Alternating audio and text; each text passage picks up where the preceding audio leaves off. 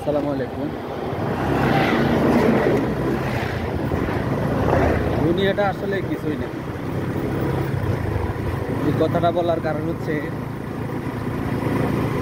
রাস্তাঘাটে চলতে ফিরতে অনেক কিছুই সামনে পড়ে দেখি, অনেক কিছুই ফেস করি। একটু আগে এক জায়গায় গেছিলাম, যাওয়ার পরে দেখি রাস্তায় দুই তিনটা গাড়ি দাঁড়ানো, একটু জ্যাম বাড়ছে আর কি, বেশি না। পরে আমার একটু তাড়াহুড়া ছিল, আমিও মানে দুইটা হরন দিয়েছিলাম। যাওয়ার পরে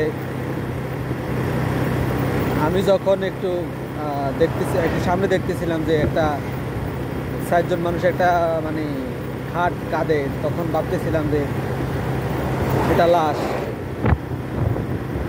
জীবনের শেষ নিঃশ্বাস ত্যাগ করে দুনিয়া থেকে বিদায় নিয়েছে।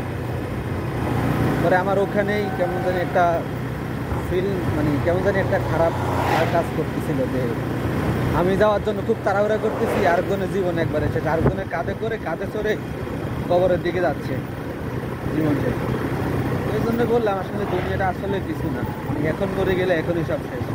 আমার জন্য কিছু আটকে রবে না, এই রাস্তার মধ্যেই থাকবে, মানে এখানেই থাকবে, এই গাড়ি ঘোড়া সব কিছু সবার কিছুর মতোই চলবে।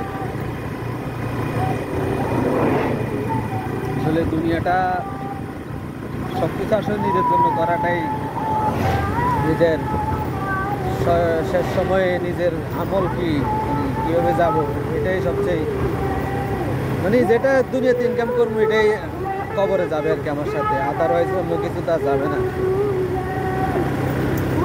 মাঝে মাঝে এমন এমন দৃশ্য দেখি রাস্তাঘাটে চলতে ফিরতে, মানে এটা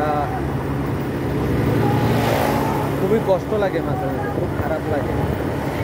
কত মানুষের কত রকম চাহিদা, কত রকম কষ্ট, কত রকম মানে সব কিছু দেখলে আসলে মনে হয় যে না, আল্লাহ আমাকে খুব ভালোই রাখছে, আল্লাহ কাছে শুকরিয়া।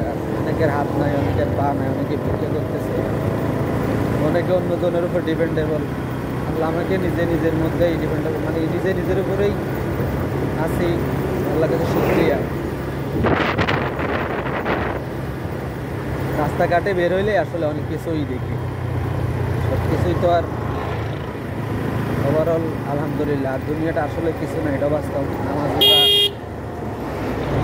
রোজা করে আল্লাহকে খুশি রেখে, রাতে সন্তুষ্ট করে তারপরে কবর যাইতে পারলে এটাই দুনিয়ার, এটাই সার্থকতা, এটাই আসলে মানুষের জীবনের সার্থকতা হবে এটাই।